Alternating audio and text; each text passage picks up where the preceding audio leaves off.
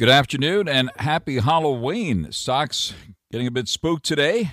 We are doing it live here on Halloween, Monday through Friday. We're doing more at 4 weekday afternoons. As a matter of fact, we get right down to business here with the News Driven Hour right after Ben Shapiro and just before the 790 KBC News Blitz with Randy Wang at 5. Mottek On Money, live on the air here in 790 KBC, streaming live online worldwide at kbc.com. And your on-demand Mottek On Money podcast, kbc.com, Apple, iTunes, and all of your favorite podcast platforms. Spooky day on Wall Street with stocks closing lower today with the Dow and the S&P 500 seeing their first monthly loss since April as the big tech names sold off this month and bond yields remain elevated. The Nasdaq sliding nearly 3% today, leading the other two major averages lower. The surprise, as it turns out, in October has been that stocks finally took a bit of breather from multi-month string of gains. The blue chip index and the S&P 500 were on pace for losses of 1% and 0.6% in October, and for the biggest monthly losses, by the way, since April of 2024. The session today ended with the two-year Treasury yield seeing its biggest monthly jump in more than a year as investors and traders focused on the outlook for the U.S. budget deficit. The two-year rate climbing for the month of October, the most seen since February of 2023, and the 30-year yields rose also, and as well as the 10-year yields moved higher. The election, meanwhile, a wild card for stocks, but also for bond yields, as it turns out. The price of oil did finish higher today, and prices extended those gains to top $70 a barrel this month as traders weighed the growing risk of an Iran attack on Israel that would further fuel tensions in the Middle East. Iran reportedly preparing an attack in response to Israel's recent strike on Iran. According to Axios, it could come within days. We're following developments in the Middle East very, very closely. Israeli intelligence suggests Iran is preparing to attack Israel from Iraqi territory in the coming days, possibly before the U.S. presidential election on November 5th, on Tuesday next week, according to Axios, citing two unidentified Israeli sources. The attack is expected to be carried out from Iraq using a large number of drones and ballistic missiles, according to Axios. The price of gold, meanwhile, settling today with the biggest percentage loss since July, a day after logging the biggest finish on record. A record high for gold this week, above 2,800, pulling back below 2,800 today. Joining us live now on Your Money, the Markets, and the Economy, the one and only Steve Forbes, Chairman and Editor-in-Chief of Forbes Media and co-author of Inflation, What It Is and Why It Is Bad and How to Fix It, former Republican presidential candidate. Steve Forbes, thank you very much. It's always a big day when Steve Forbes is on the line. Thank you very much for joining us live here this afternoon. Delighted to do it. Thank you. Thank you, Frank. Let me be among the first to wish you a happy Halloween and a spooky day on Wall Street today as we wrap up the month of October. It's been a record-shattering month and year, indeed, and a bit of a pullback here today. Give us your view of things here at the moment. Well, I think people are trying to appraise of what's going to be ahead. So any kind of disappointing news or any kind of a thing that isn't rosy for the future, you see it hit the stocks.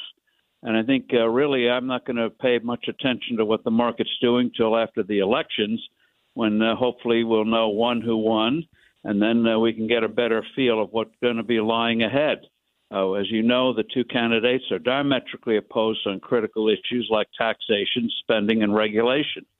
So what are the rules of the game? And until that happens, I think any kind of disappointment, you're going to see stocks react. Any kind of good news, you'll see it react. You mentioned gold took a hit today, but that was after a substantial rise. It's up this year about a third. And I think that also reflects uncertainty about the future of the dollar. That's right. And, of course, we're following all of that very, very closely here. You're right to note that gold hit a record high this week and is up nearly $700 for the year, by the way, up 33% since the start of the year. Silver, by the way, up 37% so far since the start of the year, up nearly $9 an ounce, so just below $33 an ounce. So gold hovering just below 2,800 here at this moment. What is your outlook here at the moment on inflation? And of course, you covered that beautifully in your book that we've talked about now for quite some time, and that is inflation, what it is, why it is bad, and how to fix it. And obviously, the dollar has weakened. Give us your view of what's happening with inflation and the dollar, and indeed the price of gold soaring this year. Well, what I think that reflects is that our central bank, the Federal Reserve, which thinks that prosperity causes inflation, doesn't recognize that when you weaken the dollar, that it causes what they call monetary inflation. Obviously, the Fed can't do anything about it. If you get a dock strike or something like that, that's going to affect prices, but fiddling with interest rates isn't going to affect in terms of those kind of disruptions to the economy. So I think the Federal Reserve is continuing to look at the wrong data and should be looking at the state of the dollar. It has weakened, but other currencies are weakening too. Japan, as you know, had recent elections. The government got a smack down because people are unhappy with the economy there, which is stagnant. They're unhappy with inflation. So you see it a worldwide phenomenon. And also not helping is what's happened in Britain, where the government and the new Labour government, which came in power in July, introduced a budget that has big spending increases, big tax increases, and more regulation, more wasteful spending. And as a result, the bond market's taken a real hit there because they see massive borrowing with an economy that has been weak and will now get weaker with these new taxes. So you put it all in there, the world is all worried, and that's why I think you see the gold price having gone up. Yes, you're going to have day-to-day fluctuations. So in terms of inflation, I worry about the future weakening of currencies because the central banks pay no attention to the value of their currencies in terms of monetary policy. They always look at the economy fiddling with interest rates instead of realizing if you have a stable value for a currency, which measures value, that goes a long way to enabling people to make productive long-term investments. But they haven't learned anything. We're on there live with Steve Forbes, chairman and editor-in-chief of Forbes Media, which, of course, includes Forbes magazine, co-author of the book Inflation, What It Is, Why It Is Bad, and How to Fix It. Looks like the Trump trade has been on certainly this week with shares of DJT soaring and now pulling back today.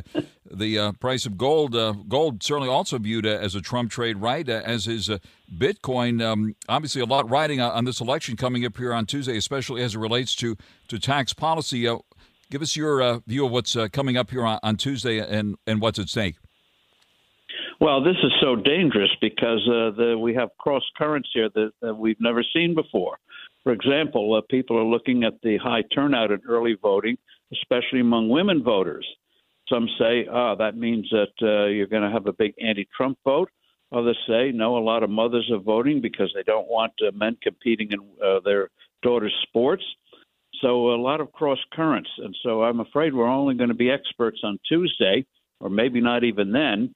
And if you have to make a prediction today, you'd have to say that at least until today, the momentum has been with Donald Trump. And I think he made good moves at McDonald's. He made a good move getting in the garbage truck after Biden's comments. Somebody did a little comment today with a picture of Trump working at McDonald's and a picture of Trump in the garbage truck and says this shows that the seniors are having a hard time, so they have to take two jobs. And, so at least the sense of humor hasn't been abandoned entirely. But Trump has an edge, but that can change so quickly. A lot of people just aren't telling others how they're going to vote. They just know that just gets them in trouble.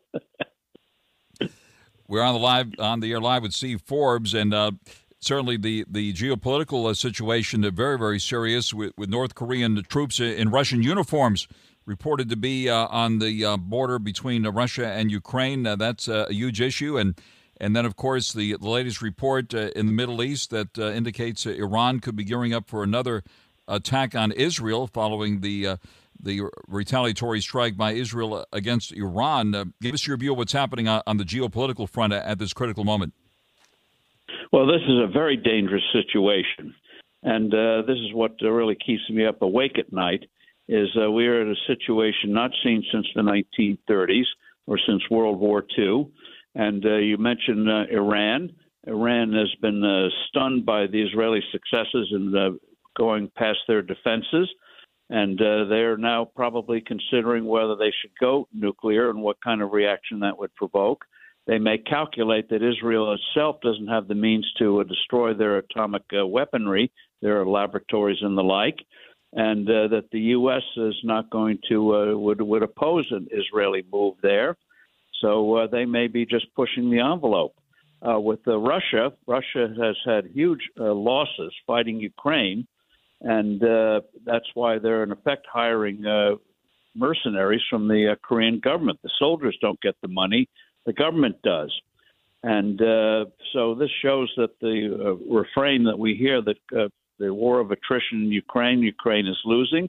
Yes, Ukraine is losing ground in the Donbass region, is having to pull back in the Kursk region in Russia, which they crossed the border a few months ago. But Russian losses are huge, and that gets to why we don't give the Ukrainians the weapons they need. Just give you one example, right? And that is what they call the A-10 Warthog, which is an aircraft, an old one, but extremely effective in blasting armor in the field, tanks in the field. It's a real tank killer, armored killer. It would change the battlefield situation, but we won't allow the Ukrainians to have it. So they're being bled. Russia's being bled because we won't let Ukraine do what it needs to do. Yes, eventually there'll be a negotiation, but you want Ukraine in a position where they have the dominant position so they don't end up losing their independence and becoming a part of Putin's empire. And for Iran, eventually, I hate to say this, but eventually the decision has to be made, is Iran going to be allowed to get nuclear weapons? We made a huge mistake in the 1990s in letting North Korea get nuclear weapons. I hope we don't make that mistake again. And then we have China. China, as you know, a couple of weeks ago, did military exercises simulating a blockade of Taiwan. So what if China proclaims a one-day blockade of Taiwan and see what the U.S. reaction is? What if they seize some of the islands? There are 89 small islands that belong to Taiwan. What if they seize one of those as a move to say, yeah, the U.S. can't help protect the free world anymore. You better make your peace with us. So a lot of dangerous situations out there that are going to face the next president, whoever that might be. And indeed, the leader of the free world. So a lot riding on the election on Tuesday. We're on the air live with Steve Forbes, chairman and editor-in-chief of Forbes Media and co-author of Inflation, What It Is, Why It Is Bad, and How to Fix It. And why don't you size up from a foreign policy standpoint, what's at stake here on Tuesday between the two candidates? Well, I think that, and I'll be blunt here, I think the Kamala Harris will continue the tentative policies of the Biden administration, and before that, the Obama administration, which is thinking you can keep stability in the world without military strength. And diplomacy without strength is utterly ineffective. And one thing that if you read Henry Kissinger's book on China, the late Henry Kissinger, Secretary of State, wrote a book on China several years ago, and that is China respects strength. It does not respect just verbiage. So I'm afraid that with Vice President Harris, we'd have a continuation of policies that are going to lead to really could lead to conflict. With Donald Trump, he's got to make it. I hope he doesn't try to abandon Ukraine. I don't think he will, despite what rhetoric he may be saying now when he faces the situation. He certainly wasn't weak when he was president. He actually gave Ukraine weaponry, which President Obama had refused to do.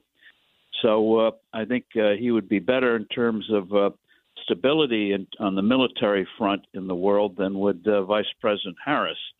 But those are whoever, as we say, whoever takes office is going to have to face the fact that the U.S. has to make a very real statement to the world of what our strategy is, and do so backed by strength so that people don't make miscalculations. You get disastrous wars when one side thinks you're not going to react, and wars always have unintended consequences, and that's what I fear that Xi Jinping or the Iranians in terms of nuclear weapons or Putin, if he gets a position to invade a country like Moldova, which he's indicated he wants to do, or even the Baltic states, of Latvia, Lithuania, and Estonia. That's how bad situations arise, miscalculations. We must be very, very clear.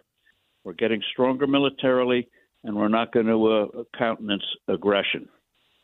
On the air live with Steve Forbes. Tomorrow we'll be getting the jobs report for the month of October.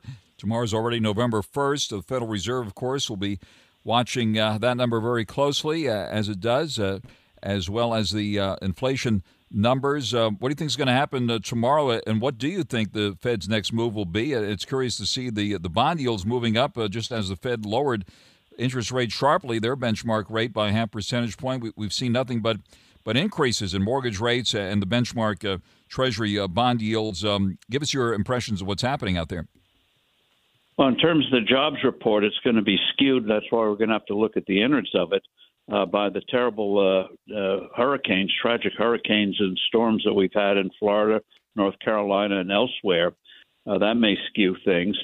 And in terms of the Fed, I think they'll cut 25 basis points. But you hit on something very important. Why are yields rising under these circumstances? Yields are rising because people fear a weakening dollar. When the dollar gets weak, interest rates start to move up. So if the Fed doesn't pay attention to the integrity, the value of the dollar, I think we're going to have some unpleasant rises in interest rates. And amazingly, when you look at things like the Consumer Price Index, they don't include interest rates. So the more the money you pay on mortgages, the interest rates you pay on mortgages, credit cards, automobiles, and the like, for some reason, they don't count it as a cost of living. But for real people, at the end of the month, that is a very real cost of living. So I think the pressure on people is far worse than the inflation numbers indicate. Do you like the idea of no taxes on tips and Social Security benefits? I like the idea. I hope these are steps to ultimately a flat tax, which would get rid of this horrific tax code. And the amazing thing is, if you really did a real flat tax, single rate system, and got rid of all this junk in the code, 10 million words of it at last count, when you take the code itself and all the attendant rules and regulations, a family of four, amazingly, would pay no federal income tax on their first $53,000 of salary, and no tax on savings, no death taxes. It would simplify life and allow us to focus on real things instead of this hideous, corrupt code. So I hope these are just baby steps to doing the big step and saying, let's start over again because this thing is out of control, the code today. You still have that flat tax card that you presented, 20-some-odd years ago. We have to see that on social media again sometime soon, I hope. I hope so. And certainly I'm going to be agitating for that. A number of countries have already done it. And certain states are moving to a single-rate, low-rate system, and like Arizona. So one is always hopeful that we can finally get sanity in this insanity of what we have today in the tax code. Well, thank you very much for taking the call this afternoon to wrap up the month of October, heading into November. I look forward to many more conversations, hopefully even next week, given the election coming up and everything else happening. Steve Forbes, Chairman and Editor-in-Chief of Forbes Media. Look forward to it. Thank you, Frank. Thank you very much for joining us live here this afternoon on Mottek On Money on 790 KABC. Mottek On Money continues on 790 KABC. Good afternoon. A pullback for the stock market today. A bit of an October surprise to wrap up the month of October, spooking investors today on this Halloween. The Dow down nearly 400, down 378 all of a sudden at 41,763. The S&P 500 down 108 at 5705. And some air came out of the tech names today. The NASDAQ plunging 513 points at 18,095. The yield in the 10-year note is still up there at 4.29%. That's the one that impacts the fixed-rate mortgage rates, which have been moving higher lately. Among the high flyers getting their wings clipped today, NVIDIA shares down more than $6, down to $657 at $132 and change. Shares of DJT saw a volatile day. The Donald J. Trump media company moving lower by nearly $5 today to $35 and change. Trading was halted briefly for volatility. The price of gold, meanwhile, which came off an all-time high today, right now after hours, hovering at around $2,756 an ounce. Up about $7 here in after-hours trading, taking a big plunge today, coming off the all-time high above $2,800.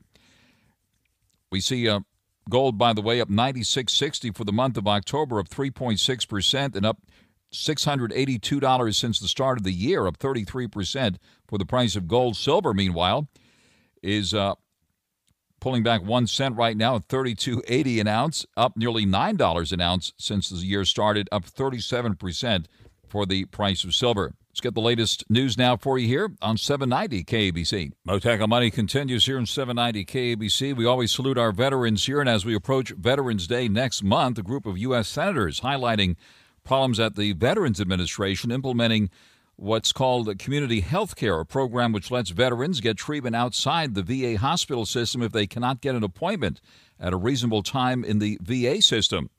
Joining us live now is Dr. Paul Lawrence, Ph.D., former Veterans Administration Undersecretary for Benefits under President Trump, who was confirmed by the U.S. Senate for that important position in 2018.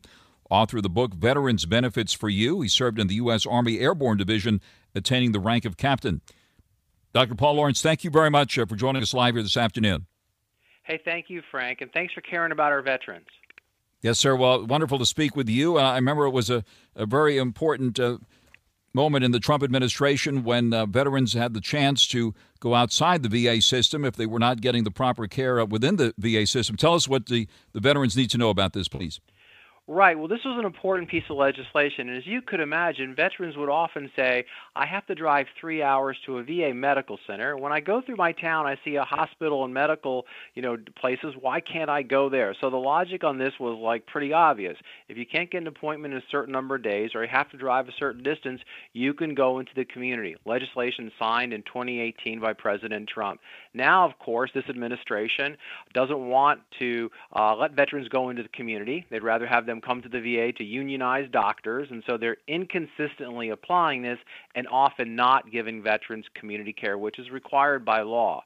So the letter you saw was people saying, well, it costs too much. And in fact, VA's own numbers indicated it's actually cheaper for veterans to get care in the community than at VA medical centers. So it's very frustrating. Veterans are very unhappy, and they're all, writing their congressman, letting everybody know, hey, I'm supposed to be able to get this, and I'm not. Certainly very urgent matter. Of course, we have one of the biggest VA medical facilities here in West Los Angeles. I'm sure you're very familiar with it, one of the biggest VA hospitals in the United States. So a group of senators now writing this letter highlighting this issue. So tell us how veterans can assert their right to get the proper care here. Well, it's really tricky here. So there's a couple ways. First, when you have this happen, veterans can approach in any medical center what's called a patient advocate. They're supposed to help the veteran work through this. Often they cannot. You can go directly to the VA medical director. He or she has access to the schedule, and they can schedule you. If you're unhappy from there, sadly, you can complain to your congressman, and ultimately what you have to do is vote for President Trump because he will enforce this law. So it's really tedious for veterans to go through this. Heartbreaking to hear what you've described under the current administration. Have you been getting a lot of feedback from veterans who've been heartbroken by what's happening right now? Absolutely. I had one provider went out of business because veterans weren't being sent to his business anymore. But where it really comes down, Frank, is folks who need mental health care need it right away. And that's what was great about community care. They could get appointments pretty quick. Now they're told you got to go to the VA, so you have to travel hours. And by the way, you can't get an appointment for some time. And when you're, working with mental health, you don't want to wait. And so it's really, not just inconvenience or frustration. It really can be life-threatening.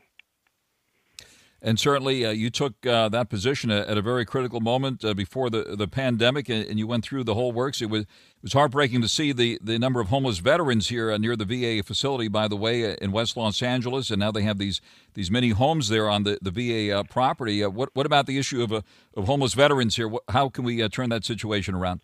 Oh, boy, it's just a national embarrassment. And what's really even worse than what you're describing, what you're seeing there in Los Angeles, is for a decade, the number of homeless veterans was going down. Under this administration, it's actually started to go back up. It's going in the wrong direction. And new studies indicate that homeless people, so veterans would be included there, are more likely to die early because of this. So we really need to get folks off the street.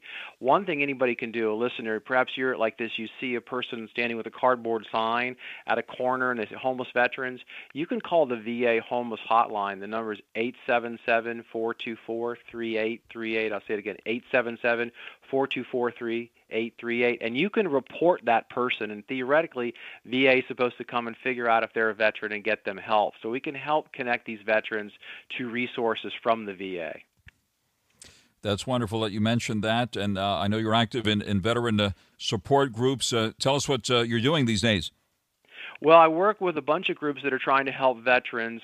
One of them is called Vets to Industry, where veterans who come out and transition have folks help them get jobs. That's one group I'm with. And I'm active with another group that helps female warriors who have encountered military sexual trauma get the care and attention they need, as well as just trying to get veterans general information about their benefits. Part of the reason why I wrote the book you alluded to is a lot of veterans, you say, I don't understand these benefits. How do I access them? It's too hard. Can you please help me? So part of my goal is to make sure folks, you served honorably in the military. Part of the deal is getting benefits and health care, so please access that. Tell us more about the book. I see it's on Amazon here as we were speaking. Veterans Benefits for You. Sounds terrific. Tell us more about the book. Well, that's right. It's an Amazon bestseller, and just for, I think it's less than $20, you can sort of, get thousands of dollars of benefits if you qualify.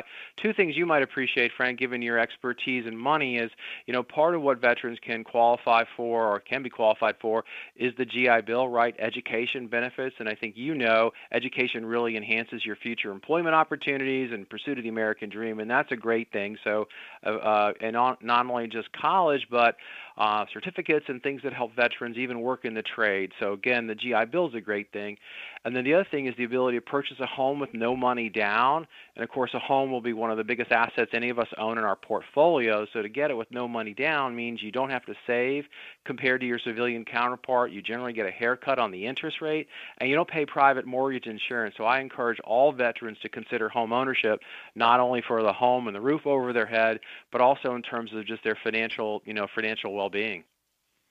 We're on the air live with Dr. Paul Lawrence, a Ph.D., the former Veterans Administration Undersecretary for Benefits under President Trump, and certainly voters are going to be making an important decision on Tuesday, veterans included. Give us your view of what's coming up here and the decision that needs to be made as far as veterans are concerned. Yeah, well, just for some context, Pew Research came out with a study and said basically veterans support Trump 61 to 39%. So context is you're not alone. And I think veterans, like everybody else, are asking the famous question, are you better off today than you were 4 years ago? And for veterans, it's absolutely not. As you know, inflation has eaten their buying power. It's more expensive to buy gas and food and shelter. So they're in a difficult situation. Fewer veterans are now actually employed than under President Trump. There's about 1 million fewer veterans with jobs than pre-pandemic, so that's really problematic. We went over the increase in homelessness, but also with the VA, veterans are really struggling. As you know, President Trump really cared about veterans, brought forth a lot of legislation, the Choice Act we talked about, getting benefits fast and the like, and now these guys are not doing that, and quite frankly, they're distracted. They just got caught trying to award bonuses, about $12 million of bonuses to employees who are not eligible. So, there are better things when you compare President Trump's term to what's gone on. It's clear President Trump is the better choice for veterans. Veterans Day coming up pretty soon next month. I'm sure you've attended beautiful ceremonies honoring our veterans. Anything in particular when you were at the White House there that stands out to you as we approach Veterans Day coming up here? Well, right. Every Veterans Day, the president would take us over to Arlington National Cemetery, a huge ceremony where he would be the keynote speaker, honoring the hundreds of thousands of veterans who are buried there. It's a day of reflection in terms of all the freedoms we think about. But something also to think about is, given your sort of financial perspective, is a lot of companies don't give their employees the day off on Veterans Day. They just treat it as another day, and if you want to take some flexible PTO, they let you do it. But the companies really need to step up and declare it a holiday in their company for everybody to reinforce what this day means. It's not just another day. It's a very special day, and they should treat it as such. Dr. Paul Lawrence, Ph.D., the former Veterans Administration Undersecretary for Benefits under President Trump. and the author of the book Veterans Benefits for You, an Amazon bestseller. He also served in the U.S. Army Airborne Division, attaining the rank of captain. It's been an honor to speak with you. We salute all veterans, including yourself, sir. Thank you very much for joining us live here this afternoon. Hey, thank you, Frank, and happy Veterans Day a little bit early. Yes, sir. Thank you very, very much to you and all veterans. Mottek on Money continues in just a moment. Let's get out to the freeways now here in 790 KABC. Mottek on Money continues in 790 KABC. The price of oil moving higher today as traders weighed the growing risk of an Iran attack on Israel that would further fuel tensions in the Middle East. Iran reportedly now preparing an attack in response to Israel's recent strike on Iran. According to Axios, that attack could come within days. Israeli intelligence suggesting Iran is preparing to attack Israel from Iraqi territory in the coming days, possibly before the presidential election coming up on Tuesday, November 5th, according to Axios, citing two unidentified Israeli sources. The attack expected to be carried out from Iraq using a large number of drones and ballistic missiles. Looks like the Jerusalem Post has picked up on this now, also noting Israeli intelligence suggesting Iran preparing to attack Israel from Iraqi territory in the coming days, again citing the Axios report. The attack expected to be carried out from Iraq using a large number of drones and ballistic missiles. The report said the carrying out the attack through pro-Iran militias in Iraq could be an attempt by Tehran to avoid another Israeli attack against strategic targets in Iran. Joining us live now, Middle East expert, political and economic columnist Jake Novak to discuss the latest news with us here now. Jake Novak, thanks for taking the call. Give us your reaction to this report we're seeing here today. Well, my first reaction is, and I say this advisedly, because I know this is a very, very emotionally difficult thing for us to accept as Americans, especially those of us who had loved ones who fought in the Iraq War. But when you hear this news about Iran mostly planning an attack from Iraq, because that's the only place they can do it from, the Israelis have very much degraded Iran's abilities to attack anyone from Iran.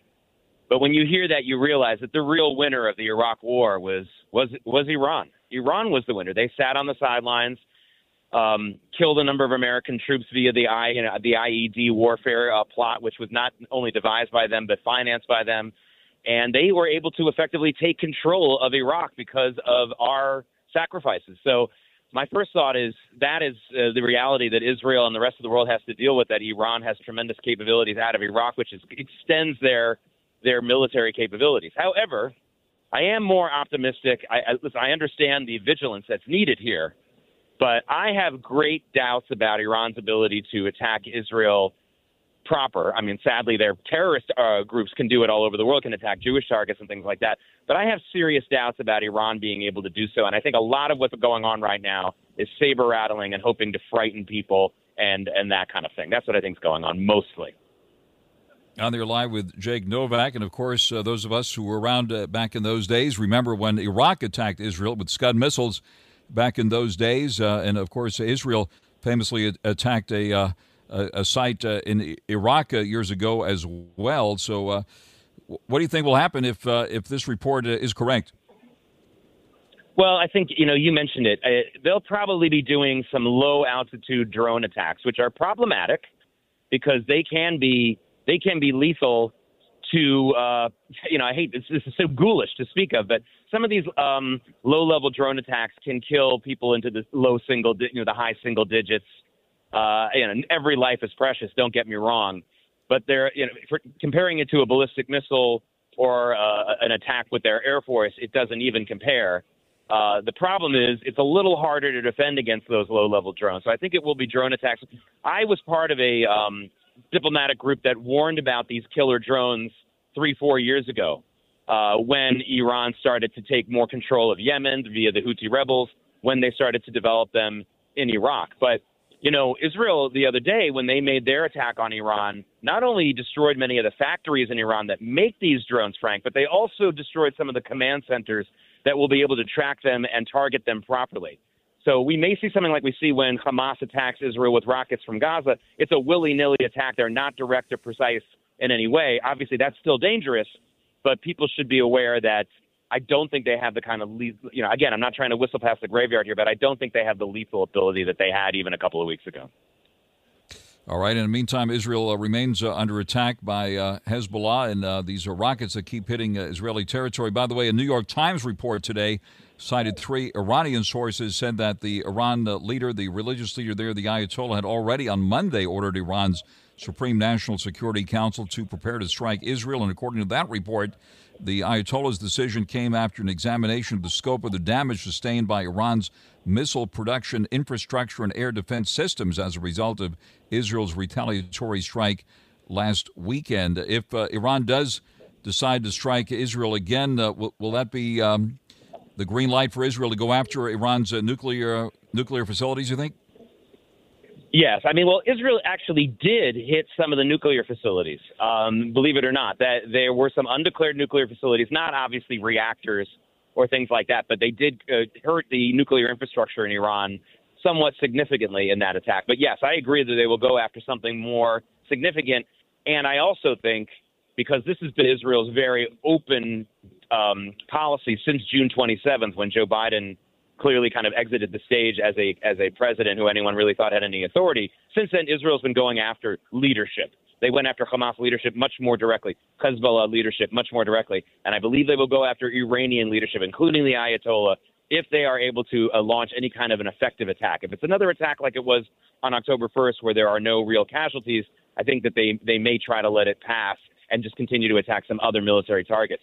But if there is any significant death or destruction in Israel, the Ayatollah and many of his leaders, believe me, the Israelis know where they are 24/7. They will be targeted, and the Israelis will probably find ways other than me talking to you to let the leadership know that they're in a bullseye right now.